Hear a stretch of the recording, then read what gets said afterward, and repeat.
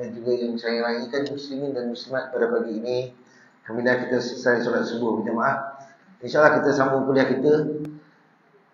Dah jadi setiap bulan pula, macam permanent pula kat sini kan.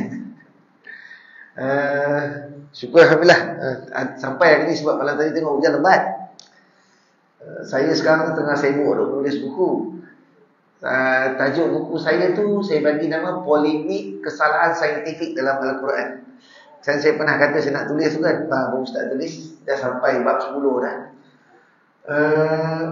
Dia bila datang mood tu dia laju lah kan. Satu tuduhan dan bagaimana tindakan kita. Dia punya tema dia punya tu tagline ni. Antara polemik, kalau dia orang cuba mencari kesalahan dalam Al-Quran lah, antara yang paling seronok dia orang guna tu, di mana dalam Al-Quran menyatakan bahawa matahari terbenam dalam lumpur hitam. Ada baca ayat tu. Ketika Zulkarnain berjalan, dia sampai ke satu tempat, dia lihat matahari terbenam dalam lumpur laut hitam, laut mati tu. Jadi dia orang gunakan hujah itulah untuk menipu dan juga untuk menjadikan benda tu keraguan di kalangan umat Islam kita, khususnya anak-anak muda yang belajar di luar negara sana lah, yang memang tak ada asas tu. Dia orang tunjuk lah ni macam mana Al-Quran boleh keluar statement kata matahari terbenam dalam lumpur, bila pula matahari duduk dalam bumi. Dia kata dia keluarkan statement gitu lah. Sebenarnya ayat itu bukan ayat saintifik. Ayat itu bukan bercerita tentang saintifik. Dia bercerita tentang bagaimana pandangan Zulkarnain, yang mana dia sedang berjalan dan sampai kepada gigi air itu, dan dia lihat matahari itu terbenam. Macam saya nampak matahari terbit dekat bukit dah kan. Mana matahari tu terbit belakang bukit tu, bukan matahari ada belakang bukit tu kan. Kalau kita lukis gambar dulu kan dulu style dulu, kalau kita lukis kecil-kecil dulu, kita lukis gambar dua bukit, lepas tu kita akan buat matahari tu kan, kat celah-celah tu kan. Bukan matahari ada kat belakang bukit tu, macam matahari menyorok kat belakang bukit tu keluar daripada gua, tidak. Tapi kita gambarkan bagaimana pandangan kita melihat matahari baru terbit dekat celah bukit tu. Sama jugalah bila kita duduk tepi pantai, kita nampak matahari masuk dalam laut. Bukan dia masuk dalam laut yang sebenar, kita nampak dia begitu. Tetapi bukan semua orang kita faham begitu. Malahan ada yang percaya. Itu salah satu ayat kita jawab lah. Salah satu lagi dia kata air turun dari langit, dan kami menurunkan dari langit air yang suci bersih. Dia kata mana ada hujan turun pada langit? Hujan turun daripada awan. Dah ayat langit ni cerita tinggi lah. Langit ni cerita ketinggian lah. Dan langit ni, awan itu pun berada dalam langit juga, atmosfera, iaitu troposfera. Bermakna cerita masih di langit. Kalau kita pergi gapai, mana jumpa, mana boleh pegang langit tu. Langit tu bolehlah pegang kat mulut kita ni. Mana boleh gapai pun kan. Tapi itulah hujah-hujah yang mereka buat. Sehingga ada satu atheist tu, dia buat satu video berdurasi 58 minit menceritakan tentang kesalahan saintifik yang ada dalam Al-Quran. Dan video itu disebarkan seluruh melalui YouTube dan sebagainya untuk menyeleweng lah, untuk menipu anak-anak kita yang tak faham Quran ni. Akhirnya menolak Al-Quran itu. Kalau dah tolak Al-Quran, tak ada apa lagi lah yang tinggal tak ada apa lagi lah kalau Al-Quran dah tak percaya. Salah satu atheist ni, dia punya kata-kata dia lah, dia tanya kepada orang Islam kita, bagaimana kalau bila mati besok terbukti tak ada syurga, tak ada neraka, dia kata. Bagaimana kalau dah mati esok tak ada pun syurga, tak ada pun neraka, tak ada pun azab kubur tu, dia kata. Alangkah ruginya kita yang hari ini begitu taat, dia kata, sedangkan mereka hari ini boleh hidup sebebas-bebasnya. Dia kata kita rugilah. Dan dia berkata alangkah menyesalnya kita pada hari itu. Dia kata selama dia kata kita menyesal lah. Sebab apa? Semasa kita hidup ni, kita punya jagalah itu, jagalah ini, sedangkan sebenarnya apa yang kita bimbang itu tak ada di sana besok. Apa jawapan paling baik untuk jawab pada mereka? Mudah je. Mudah je nak jawab. Sesal yang dia maksudkan kepada kita itu tidaklah sesesal dia besok. Kalau orang kata tidaklah sesesal dia besok apabila dia tahu yang kita buat ini adalah benar. Sesal yang dia gambarkan sesal kita itu tidaklah seteruk dan sesesal dia bila dia tahu yang kita ni benar. Sebab contoh, pernah ada satu kelompok Muslim ni, dia berdialog dengan agama lain lah. Datanglah orang etis ni, sibuk datang. Ingat nak mendengar, rupanya nak cerita yang apa benda lah korang ni berbincang. Macam tu lah ayat dia, apa benda lah korang berbincang, sebenarnya tak ada pun benda-benda ni. And then salah seorang Muslim tu kata apa, and then buat apa you duduk kat sini? Kenapa awak datang sini? Oh, saya nak bagi tahulah yang awak semua ni bincang benda-benda nonsense lah, dia kata kan, benda-benda tak ada apa pun. Ini untuk apa awak datang? Dia kata, kalaulah awak benar, kami tak ada apa-apa pun. Cuma kami yang dianggap buat benda sia-sia je lah. Kalau awak benar, kami dianggap buat sia-sia lah. Tapi nanti bila awak tahu kami benar, macam mana nasib awak pula? Macam mana nasib awak? Bila awak tahu nanti kami dibenar, macam mana nasib awak? Sebab bila awak yakin awak benar, kami cuma dianggap buat sia-sia je, buat kerja sia-sia je. Tapi bila mana awak tahu nanti kamilah yang benar, pasti awak ke dalam. Pasti awak kan ke dalam. Itu antara contoh lah, nak berjawab dengan dia orang. Itu salah satu benda lah yang saya tulis dalam polemik kesalahan saintifik dalam Al-Quran. Satu tuduhan dan bagaimana tindakan kita. Itu antara yang saya tulis. Mudah-mudahan boleh siap juga ujung bulan ni dan boleh dihantar untuk terbit. Tak kerti nak terbit sendiri ke, nak hantar penerbit ke. Kalau terbit sendiri, tak kerti nak jual. Kalau terbit dengan penerbit, harap pada penerbit je lah. Mungkin saya hantar ke penerbit lama saya dulu kot. Sebab saya ada janji dengan dia orang tu nak terbit buku kan. Dia orang minta ada janji, insyaAllah itu. Baik. Antara menarik juga apabila kita mengkaji tentang Al-Quran ni. Baru-baru ni saya tengok ni, contohnya ada tu belajar harfiah tu, bagus tu. Bagus tu. Saya belajar macam tu lah 3 tahun dekat Masjid Negeri Shah Alam. Iza tu apa? Apabila telah datang Nasrullah, pertolongan, wafat dan kemenangan. Belajar macam tu. Kuntum kamulah khairu ummatin, sebaik-baik umat, ukhrijat linnas, yang dilahirkan untuk manusia ataupun dikeluarkan untuk manusia. Ta'muruna bil ma'ruf, kamu menyeru kepada yang ma'ruf, wa tanhauna 'anil munkar, dan kamu mencegah dari kemungkaran, wa tu'minuna billah, dan kamu beriman kepada Allah. Belajar macam tu seronok. Tu yang jumpa term-term sains tu.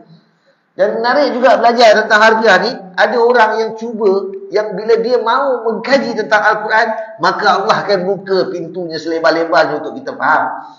Apabila orang mahu melihat, Allah akan beri kefahaman tu. Contoh dia kaji tentang surah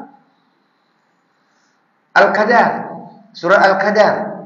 Apa dia? Bismillahirrahmanirrahim. Inna anzalnahu fi lailatul qadr. Tadi imam baca ni. Wa ma adraka ma lailatul qadr. Dia kaji tentang surah Al-Qadar. Menariknya, kita pun baca surah tu selalu dah kan. Menariknya apabila dia kira jumlah perkataan yang ada dalam surah Al-Qadar itu, ada 30. Kan Al-Qadar itu bercerita, dan sesungguhnya Allah telah menurunkannya pada malam kemuliaan. Menurunkan apa? Yakni Al-Quran. Dikatakan para ulama' diturunkan pada malam Al-Qadar itu, diturunkan daripada Lauh Mahfuz ke Baitul Izzah, yakni masjid dunia, langit dunia ni. Sekaligus, dia kata begitu. Kalau tanya para ulama'. Jadi menariknya bila dikira jumlah perkataan tu ada 30. Apakah ia kebetulan dengan 30 juzuk yang ada dalam Al-Quran? Kemudian apabila dikirakan jumlah huruf yang ada dalam surah Al-Qadar itu, dan lagi satu yang mengejutkan, ada 114 perkataan, 114 huruf yang ada di situ bagi orang yang mahu melihat. Tadi ada 30 perkataan dan setiap huruf yang ada itu ada 114. Sama dengan bilangan surah yang ada dalam Al-Quran. Maka benarlah ayat itu mengatakan sesungguhnya kami telah menurunkannya, yakni Al-Quran, pada malam kemuliaan. Dan menarik juga orang mengkaji. Kataan Lailatul Qadar tu ada berapa kali dalam Al-Quran? Lailatul Qadar ada 3 kali. Inna anzalnahu fi Lailatul Qadr wa ma adraka ma Lailatul Qadr. Lailatul Qadr ada 3 kali berulang. Dan setiap huruf yang ada, bilangan huruf yang ada dalam 2 perkataan tu Lailatul Qadr ada 9. So 9 kali 3 27. Apakah itu bukti menyatakan malam Lailatul Qadar itu malam yang ke-27? Sampai tahap begitu orang mau kaji. Dan yang menariknya ayat yang terakhir dia, salamun hi hatta matla'il fajr. Salamun hiya. Hiya ni merujuk pada apa? Kesejahteraannya pada malam itu. Hiya tu merujuk pada malam Lailatul Qadar tu. Dan perkataan hiya itu duduk pada kedudukan yang ke-27. Sampai begitu orang mahu mengkaji. Jadi akhirnya dia buat kesimpulan, dan tu orang mengatakan bahawa malam 27 itu adalah malam Lailatul Qadar. Cuma itu hak Allah lah, rahsia Allah lah. Cuma bila mana orang mahu mengkaji, sampai begitu orang jumpa. Sedangkan surah Lailatul Qadar tu kalau bila bulan Ramadan dia baca dah. Mesti baca pada rakaat kedua kalau tarawih. Nak tunjukkan menariknya. Saya bila mengkaji tentang itu jumpa, seronok jumpa. Best. Orang kata itu sebab yang tiba-tiba menulis buku tu polemik tu sebab apa? Nak menjawab bagaimana mereka ni mula semakin merepek lah. Tetapi kalau tak dijawab pula, nanti ada pula orang kita yang anggap benda tu benar. Especially budak-budak kita yang belajar di luar negara. Saya pernah pergi berceramah dekat satu tempat dekat Taipei. Nama dia International Baccalaureate. Dia di bawah Mantan MCKK ya, Kuala Kangsar. MCKK, di bawah MCKK. MCKK depan, dia bawah satu perusahaan yang sama juga. Tapi dia berdepan, International Baccalaureate. Saya duduk di situ. Saya ceramah. Lepas tu bila habis ceramah, patutnya dia bagi saya sejam. Saya mana lepas sejam, 2 jam baru best kan. Lepas tu cakap, lepas tu cikgu tu kata tak apa, dia release, lecturer dia releasekan masa dia bagi kat saya. Dia cerita. Habis tu datang lecturer dia kata, bagus dah dia kata, sebab budak-budak ni nak keluar negara dia kata. Takut ada yang tewas. Saya pernah jumpa orang yang pergi keluar negara 30 orang. Dia cerita balik Dia cerita kat saya 30 orang kami pergi. Habis hanya dia kata. Dia balik jadi cikgu, dia jadi orang yang mengajar Quran sekarang. Habis dia kata sebab di sana dia terlalu, dia orang ni dilayan begitu dahsyat lah. Diberi apa saja nak. Tak boleh bawa isteri datang duduk untuk tempat kajian tu, tapi boleh bawa perempuan. Sebab dia tak nak ada komitmen. Nak suka seronok boleh lah, tapi untuk ada komitmen, ada isteri, ada anak-anak akan mengganggu. Dia orang ni buat kerja research kononnya.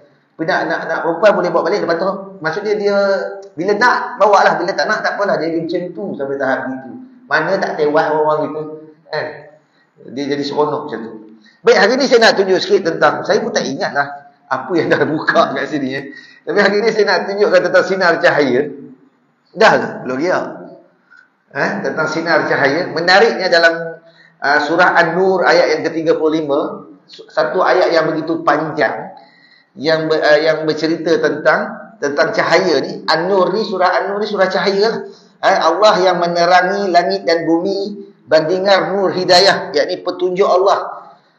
Kitab suci Al-Quran adalah sebagai sebuah miskat. Ada setengah terjemahan mengatakan sebuah lubang yang berisi sebuah lampu. Lampu itu dalam geluk kaca. Geluk kaca itu pula jernih terang laksana bintang. Kalau kita tengok bahasa Arabnya, bintang itu digunakan perkataan kaukabun, yakni laksana planet yang bersinar cemerlang. Lampu itu dinyalakan dengan minyak dari pokok yang banyak manfaatnya, iaitu pokok zaitun, yang bukan sahaja disinari matahari semasa naiknya dan bukan sahaja semasa turunnya, tetapi ia sentiasa terdedah kepada matahari. Hampir-hampir minyaknya itu dengan sendirinya memancarkan cahaya bersinar kerana jernihnya, walaupun ia tidak disentuh api. Sinaran nur hidayah yang demikian bandingannya adalah sinaran yang berganda-ganda, yakni cahaya berlapis cahaya. Allah memimpin siapa yang dikehendakinya, yakni menurut undang-undang dan peraturannya, kepada nur hidayahnya itu. Dan Allah mengemukakan berbagai-bagai misal perbandingan untuk umat manusia, dan Allah Maha mengetahui akan tiap-tiap sesuatu.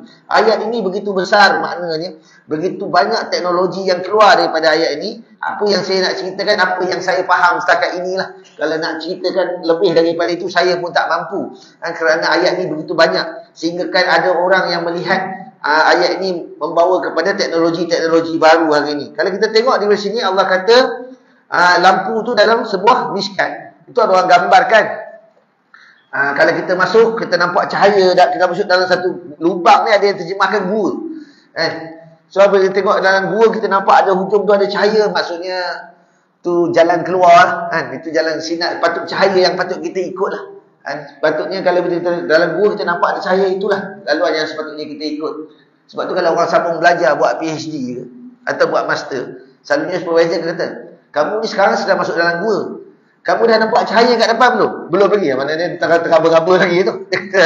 Tapi kalau dia nampak cahaya tu, maksudnya dah PhD tu dah dekat dah tu. Maksudnya dia akan follow ke situ lah. Itu tu apa contoh perbandingan yang dibagilah. Baik, balik pada cerita ni. Kalau kita tengok, dulu, masa saya kecil ni, dia ada... Saya dah ada elektrik. Zaman saya dah ada elektrik dah. Tapi bila tak ada elektrik, apa ayah saya akan buat? Dia akan nyalakan pelita. Pelita ataupun lilin. Kami masa ada elektrik tadi main. Bila tak ada elektrik, ayah saya pasang pelita, mulalah ambil buku. Duduk dekat lampu tu. Bukan nak baca buku tu sebenarnya, nak main api tu.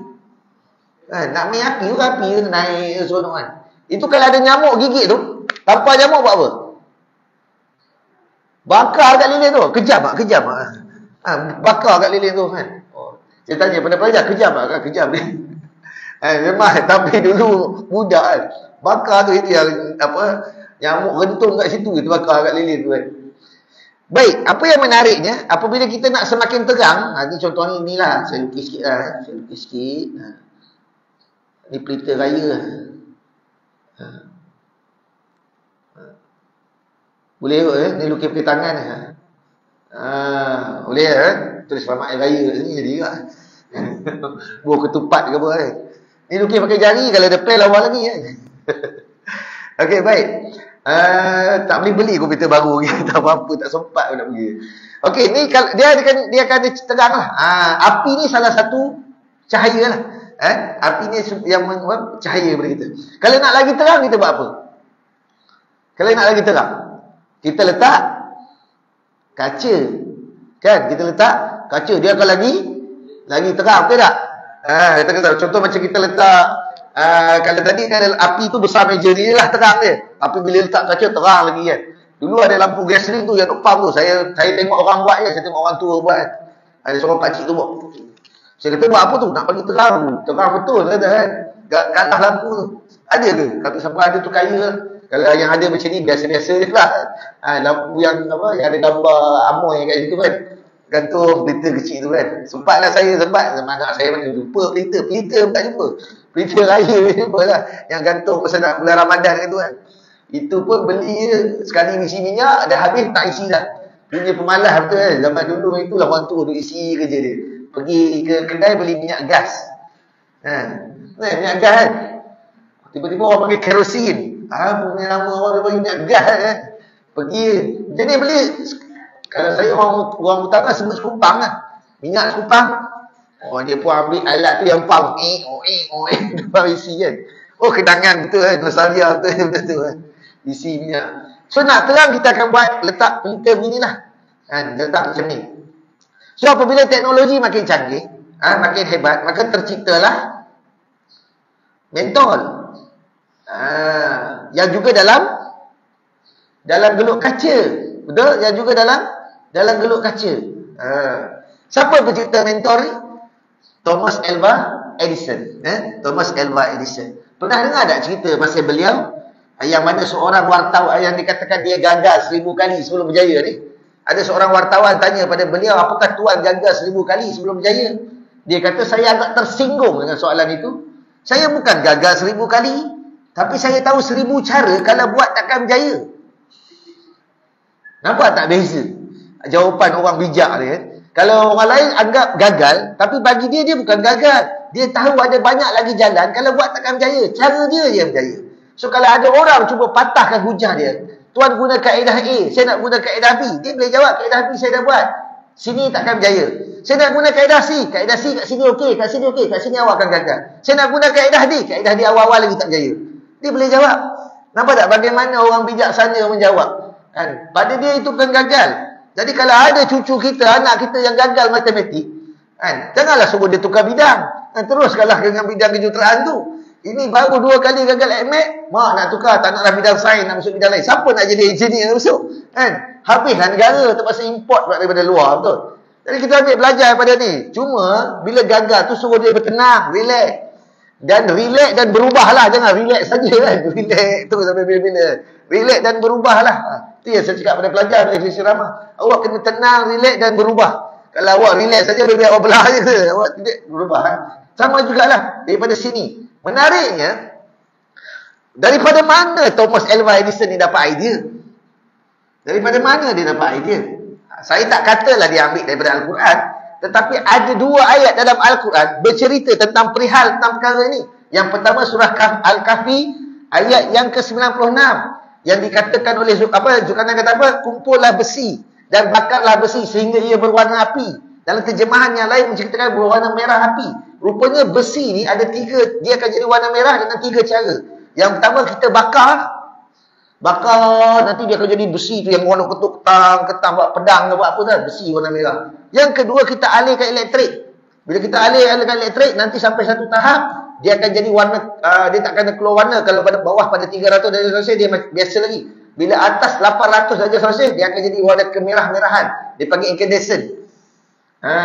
Dan apabila sampai kepada takat lebur dia, nak dekat dengan takat lebur dia akan jadi warna putih. Lepas warna putih apa jadi? Putus, cair. Sebab tu apabila Thomas Alva Edison dia alihkan elektrik, filament tu menyala merah, putih, putus. Lagi dia guna lagi tebal, merah, putih, putus. Sebab tu dia gagal 1000 kali tu. Yang dikatakan gagal 1000 kali tadi tu. Sampai bila mana filament tu terbakar dan dia sampai tahap takat lebur dia akan jadi terang merah dan putus. Itu yang berlaku. So bagaimana dia nak atasi masalah itu?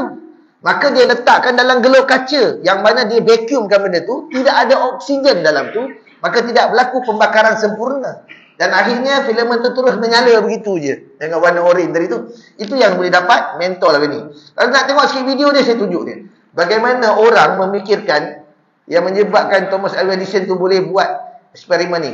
Video ni panjang juga, saya pendek-pendekkan sikit lah. Ni video dia, eksperimen ni simple. Kalau nak buat kat surau ni pun boleh juga ni, eksperimen ni simple. Kena cari bateri lah. Ni Thomas Alva Edison light bulb ni, nak tunjuk.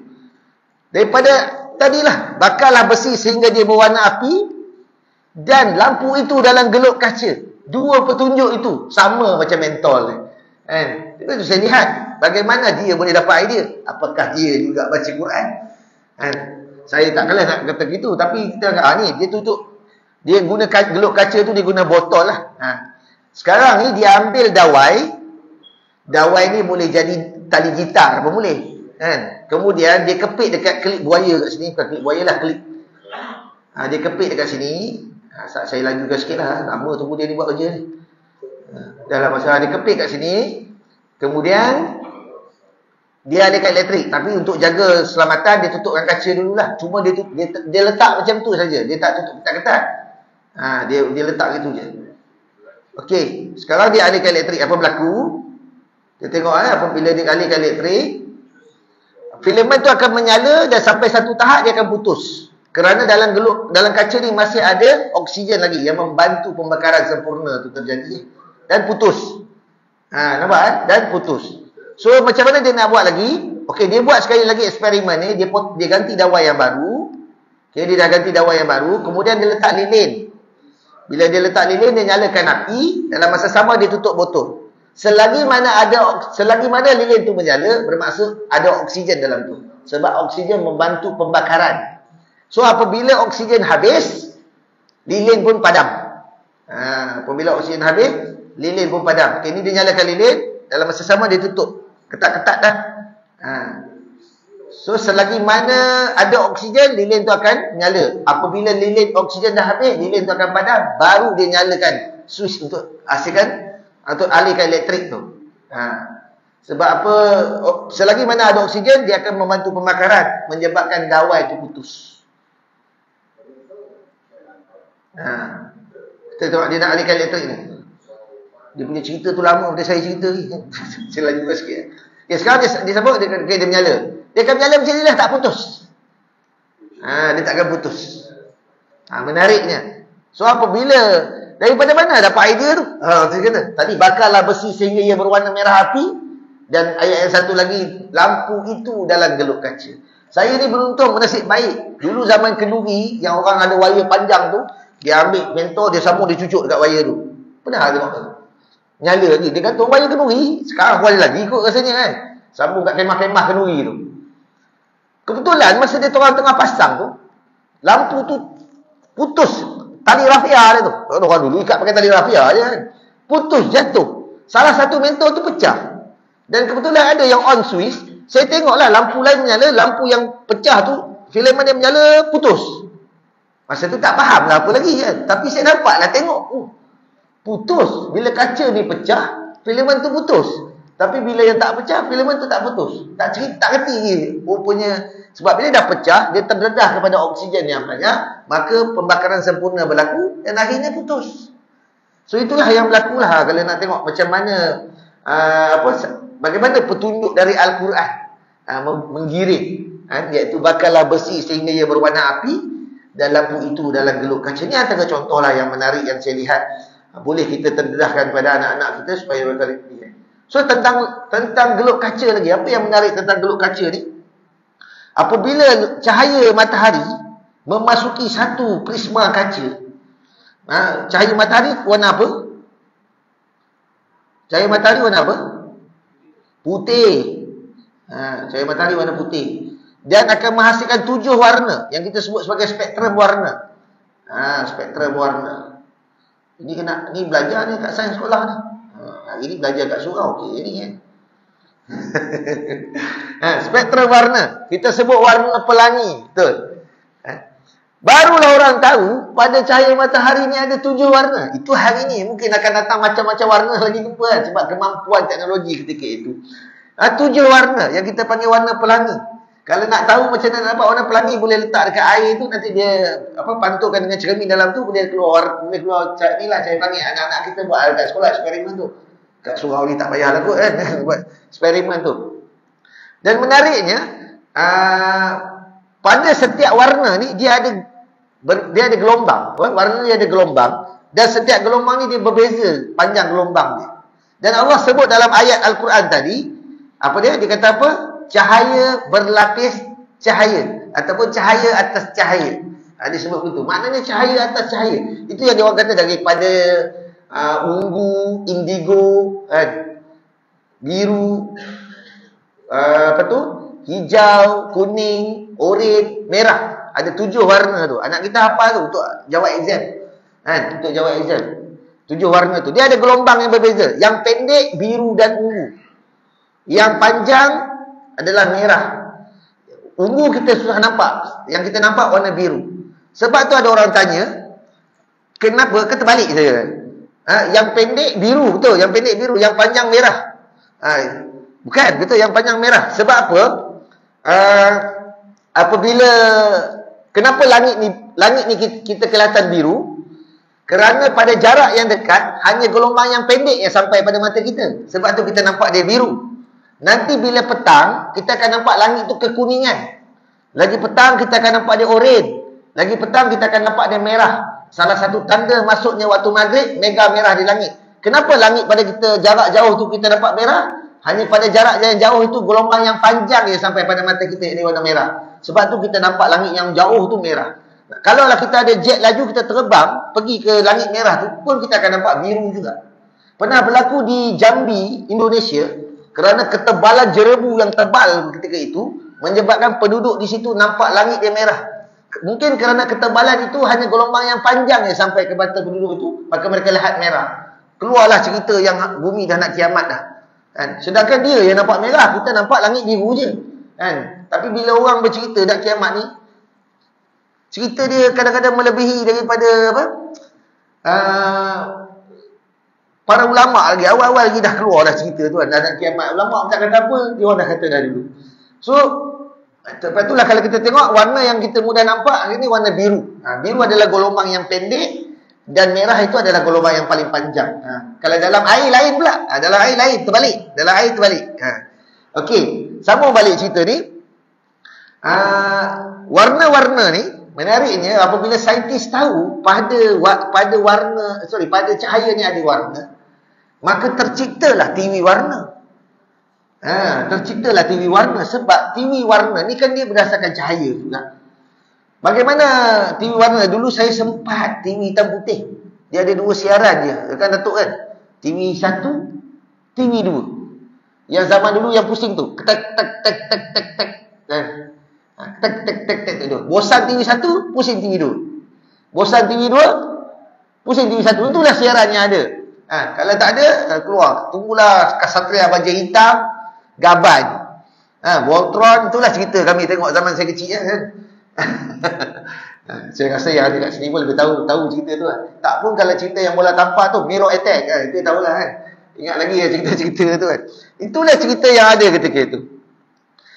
Cuma yang menariknya, TV warna ni tercipta salah satunya daripada sebab warna tadi lah. Daripada 7 warna itu, diambil 3 warna asas cahaya yang sebut RGB.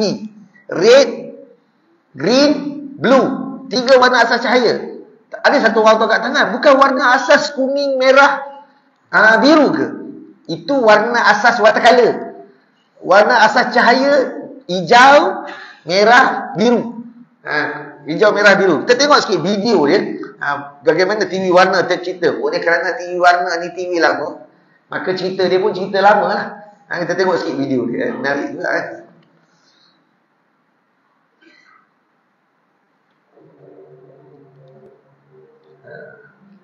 Ni zaman dulu punya TV yang ada apa, boleh buka tu. Hari ni orang buat aquarium betul-betul. Yang dia punya saiz TV lagi besar daripada orang. Sekarang orang lagi besar daripada TV. TV nipis je.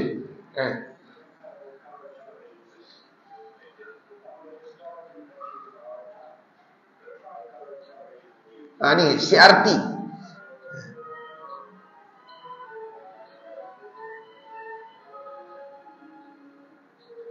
Ini tiga warna asas cahaya tadi tu. Biru, hijau, merah. Ataupun RGB lah. Red, green, blue kan. So daripada 3 warna inilah, maka membentuklah TV warna yang kita boleh tengok sekarang ni. Ingat tak zaman TV warna mula-mula dipakai di Malaysia? TV warna ni mula dipakai oleh orang Malaysia ni bila keluar TV3. Sebab TV3, siaran TV3 tu hanya boleh dilihat menggunakan TV warna. TV hitam putih tak boleh. Barulah arwah ayah saya beli TV warna. Kalaulah TV3 tu boleh tengok pakai TV hitam putih, tak ada TV warna lah saya. Nampak dah kebijaksanaan kerajaan Malaysia ketika itu.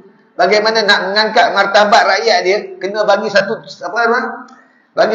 cabaran.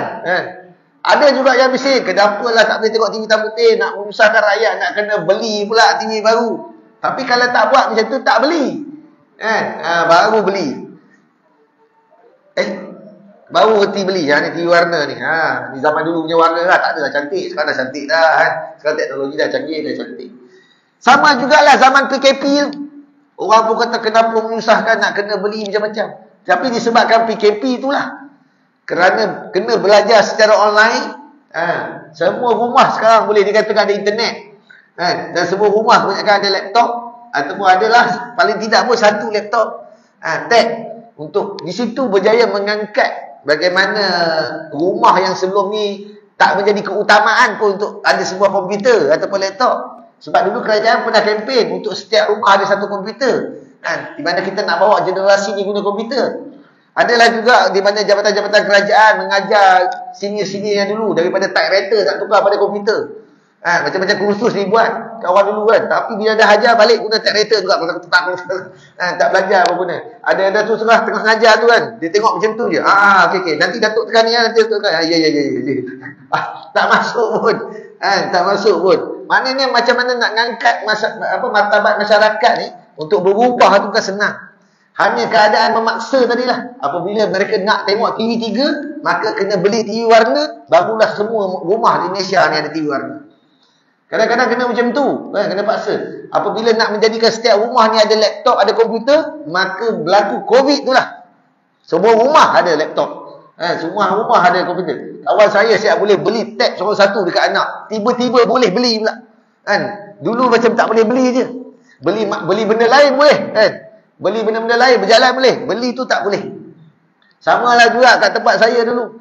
Masa mula-mula nak buat kaedah pengajaran.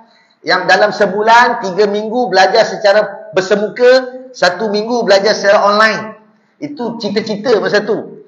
Nak buat secara online ni tak jadi aja. Sebab apa? Bila nak buat je, alasan dia, kita punya server tak okey. Kena upgrade kita punya internet kita. Bila nak upgrade, melibatkan apa? Duit. Bila nak upgrade melibatkan duit. Bila tengok angka tu besar, terus tak apalah, kita hold dululah. Kita hold dulu.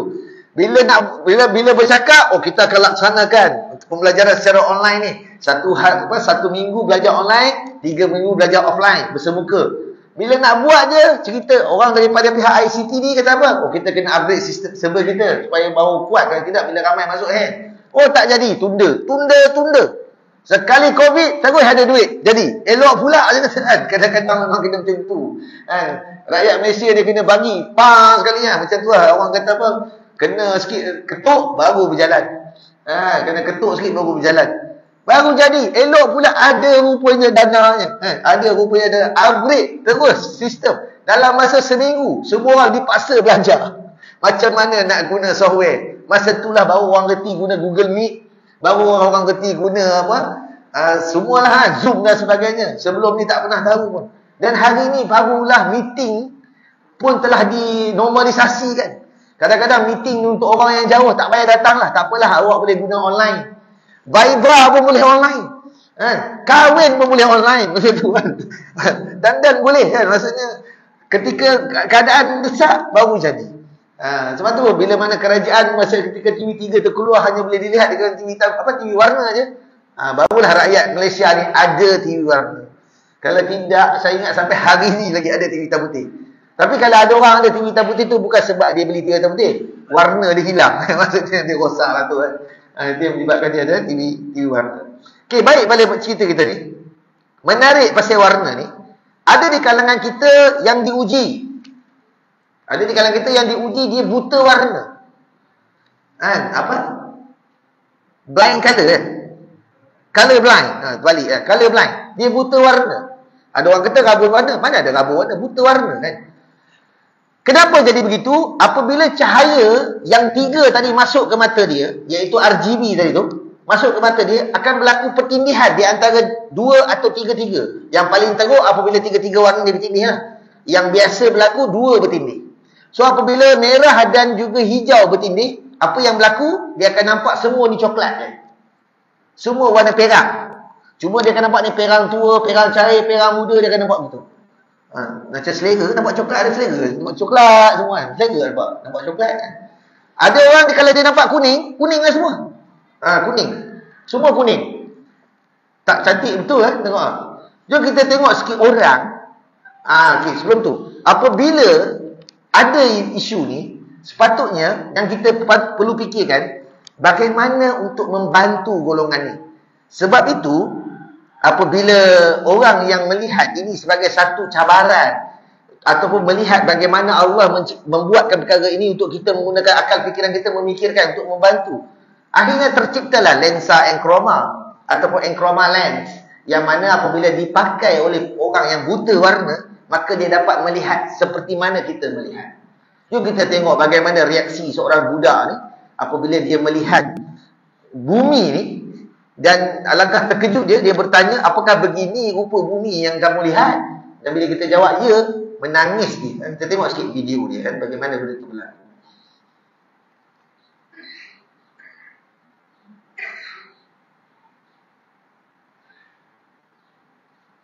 Tak tahu apa.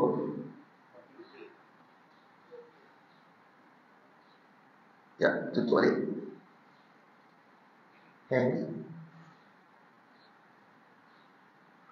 Ini tu kita tak dapat tengok kan. Ni bukan buta warna lagi, tak dapat tengok tu. Kita boleh tengok tak?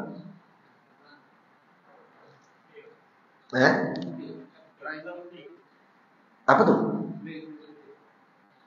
Oh. Tak ajak. Sekali lagi. Bisa automatik. Tu. Tengok bagaimana terganga dia apabila dia dapat lihat.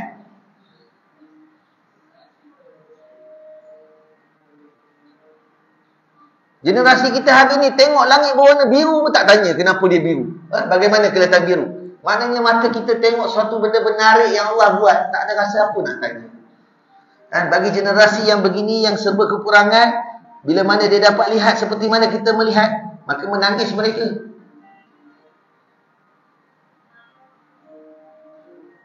kita bimbang, kita jadi orang yang kurang bersyukur.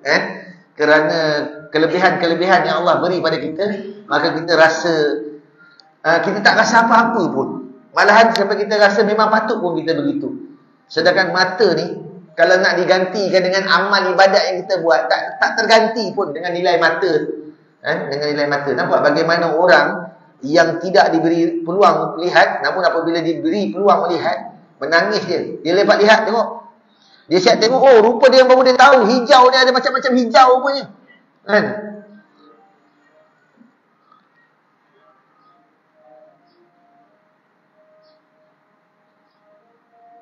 Dia terangkanlah macam mana benar. Dia tengok ni hijau lain dia tahu kan. Kita ada peduli apa hijau, lantaklah hijau kan. Tak rasa apa. Dia baru tengok. Oh. Buka tutup kan, tengok. Saya lajukan sikit Ini yang berlaku sebenarnya apabila 3 cahaya ni masuk ke mata kita. Maka apabila berlaku pertindihan di antara 2 atau 3 warna tu, dia akan lihat, contohnya kalau hijau bertindih dengan merah, dia akan nampak strawberry tu warna coklat tu. Hilang selera nak makan. Tadi nampak sedap lagi nak makan. Sekarang nampak hilang selera nak makan. Nak tunjukkan sendiri begitu banyak betul manfaat yang Allah beri pada kita. Bila diletakkan lensa yang kroma tu, barulah dapat melihat. Besar tak jasa orang yang buat spek mata ni? Besar tak pahala dia kalau dia orang Islam? Bagaimana dia boleh buatkan orang lain melihat? Sebab tu, suatu yang Allah cipta ada manfaat dia, ada hikmah dia. Kita merasakan itu kekurangan, tapi tidak. Allah menciptakan itu untuk kita sentiasa ada kehidupan di situ. Sebab tu ada orang tanya saya, kenapa Allah tak turunkan Al-Quran tu detail supaya kita senang je ikut? Kadang-kadang ringan soalan ni. Yang tak detail pun tak ikut. Yang detail, saya nak tanya dia tebal mana Al-Quran tu? Macam mana nak buat jalan Quran cerita? Ambil batu, kemudian takkan macam tu. Sedetail itu, tebal mana agak-agak Al-Quran? Sebab tu Allah bagi kita proses akal supaya kita boleh berfikir. Cuba kita tengok teknologi dulu, robotik. Ketika manusia mula mencipta robotik, manusia programkan robot tu, dan robot tu akan ikut apa yang diprogramkan, betul? Kalau lah begitu detail, manusia ni tak ubah robot lah. Ikut je lah. Buat apa lagi bagi akal? Ikut je lah. Allah kata, ni macam ni nak buat dia. Akan jadi sama lah kita pattern. Tak adalah kelainan. Apa yang dia buat, itu juga dia buat. Sama lah. Contohnya masak nasi goreng. Kalau dia ni masak nasi, si A masak nasi goreng, rasa sama je B masak nasi goreng. Rasa sama je macam C masak nasi goreng. Tak adalah kelebihan. Tapi oleh kerana diberi kebebasan tadi memilih dan sebagainya, maka si A masak nasi goreng Cina, jadi nasi goreng kampung. Ni jadi nasi goreng Thai. Jadi berbeza-beza. Kelebihan itu. Kalau sama, kalau Quran tu keluar detail, jadi kita diprogramkan gitu, tak ubah kita macam robot. Dulu kalau kita buat robot, apa yang kita program, itulah robot buat. Kalau tak ada dalam program tu, robot pun tak buat. Cuba kita tengok, apakah itu robot, apakah itu teknologi yang paling canggih? Tidak. Hari ini apa yang paling canggih? AI. Di mana buatkan robot itu, dia boleh self learning. Dia buat kesalahan dan dia belajar dari kesalahan itu. Itu sifat apa? Itu sifat manusia. Maknanya akhirnya hari ni saintis pun tahu yang paling baik robot itu adalah perangai dia macam manusia. Dia boleh belajar sesuatu daripada manusia. Lepas tu manusia ni kalau dia jadi jahat-jahat sangatlah jadi kan. Kalau dia rasa nak menjadi berkuasa betul. Kalau dia nak jadi malas, pemalas sungguh dia ni. Jadi robot pun tu yang orang bimbang, kalau robot dah perangai manusia, naya dia. Nak tunjuk kat situ yang paling baik adalah macam AI sekarang. Apabila kita tahu dia salah, bila dia tahu dia salah, kita tegur dan dia belajar daripada kesalahan itu. Contoh saya tanya satu soalan dekat ChatGPT dan jawapan dia salah. Saya kata salah ni kan. Ini dia buat balik. Pun saya kata masih salah. Dia buat lagi. Masih salah saya kata. Kali saya bagi dia hint. Apa yang salah saya kata sepatutnya dia punya soalan tu dia kata panjang ini sebenarnya adalah separuh daripada panjang yang asal. So panjang ni dia bagi. Dia kata panjang ni adalah separuh sepanjang pada asal. Jadi apa dia buat? Panjang ni dia bagi 2. Tidak, sepatutnya panjang ni darab 2. Baru sama. Bila dia kata panjang ini adalah separuh daripada panjang asal, dia bayangkan panjang yang asal itu dibahagi 2 baru dapat panjang ni. Balik. Sepatutnya panjang ni darab 2 baru dapat panjang yang penuh tu. Jadi saya bagi tahu, baru dia buat balik. Baru betul. Saya kata baru betul. Saya tulis itu terima kasih. Saja saya ucap terima kasih kat dia. Dia balik sama-sama. Kalau ada lagi soalan, boleh kita berganding bahu untuk buat. Dah satu kerja saya pula. Dia ajak saya berfikir buat sama-sama. Tapi nak tunjuk self-learning tu berlaku. Self-learning, ChatGPT pun. Dan itulah yang paling canggih. Bermakna menuju seperti mana manusia juga. Sebab tu Allah beri petunjuk. Dan kita fikirlah guna akal. Melihat petunjuk daripada Al-Quran, melihat petunjuk daripada hadis, dan juga melihat petunjuk dari kitab yang terbuka, yakni alam ciptaan Tuhan ni. Sebab awal agama itu mengenal Tuhan melalui kalamullah Al-Quran, melalui hadis Rasulullah, dan juga melalui alam ciptaannya. Dan kerana apa? Kerana Allah menciptakan alam ini, segala makhluk yang ada dengan ilmunya. Maka untuk mengetahui tentang ilmunya, maka kita kena lihat makhluknya. Sebab itu, salah satu jalan untuk membawa manusia kembali kepada pencipta dia adalah dengan memperlihatkan kepada mereka tanda-tanda penciptaan alam ini. Contoh bagi orang etis, kita buka Quran, dia tak percaya. Kita buka hadis, dia tak percaya. Tunjuk dia tentang alam, maka insya-Allah dia akan kembali balik kepada Tuhan pencipta langit dan bumi. Sebab alam ini juga adalah ayat, yang ini tanda bagi orang-orang yang mahu memikirkan. Sebab tu hari ni kalau kita tengok generasi kita hari ni dah mula ke sini. Syukur Alhamdulillah, dah mula ke sini. Al-Quran dah hafal, hadis pun mungkin dah hafal. Tinggal nak kuasai alam pula. Baru kita boleh, akan kami perlihatkan kepada mereka, termasuk kita lah, tanda-tanda kebesaran Tuhan. Kami dari ufuk cakrawala hinggalah ke dalam diri mereka, hingga jelas bagi mereka bahawa Al-Quran itu benar. Itulah kerja kita. Ambil satu contoh yang mana kita ni betul-betul akan melihat. Dalam Al-Quran dinyatakan suruh kita melihat unta, betul? Dan bagaimana ia dicipta. Unta tu dicipta. Mungkin salah satu faktor kenapa Al-Quran menyuruh melihat unta, kerana unta itulah binatang yang paling mudah ditemui oleh masyarakat Mekah di sana tu. Sebab Al-Quran turun di sana, maka unta itu adalah binatang yang paling familiar dengan dia orang lah. Dengan dia orang rapat dengan unta tu. Dengan kenderaan dia orang unta tadi. Dia orang boleh dah. So Allah perintahkan untuk mereka melihat unta. Kalaulah diperintahkan untuk melihat beruang kutub, payahlah pula kan. Jadi unta lah. Kalau kita hari ni, yang paling dekat dengan kita bukanlah unta. Jadi kita boleh tengok binatang selain itu, kerana binatang itu juga Allah yang ciptakan. Contoh apa binatang yang kita tengok yang paling dekat dengan kita? Kucing. Kita tengok kucing lah. Kat dalam rumah pun ada kucing silap-silap kan.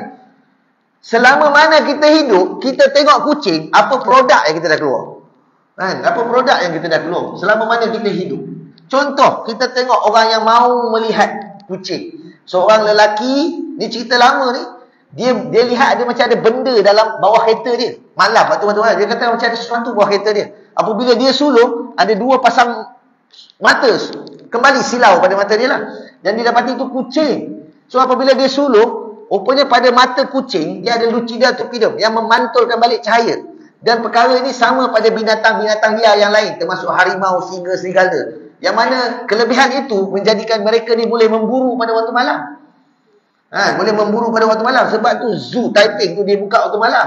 Kononnya nak bagi manusia ni boleh tengok bagaimana habitat sebenar haiwan yang aktif pada waktu malam. Tak nampak apa pun pergi. Tak nampak apa pun pergi. Silap-silap kita pula boleh terekam, tapi tak ada lah. Maknanya tak nampak apa pun.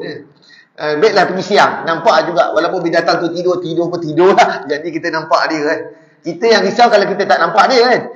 Kalau nampak dia okey lagi. Nak cerita, akhirnya terciptalah cat eyes. Lampu cat eyes tu, jenama tu adalah daripada dia lah. Kerana dia mencipta satu lampu cat eyes. Apabila dilanggar oleh kereta, dia akan tenggelam dalam air dan mengeluarkan lampu.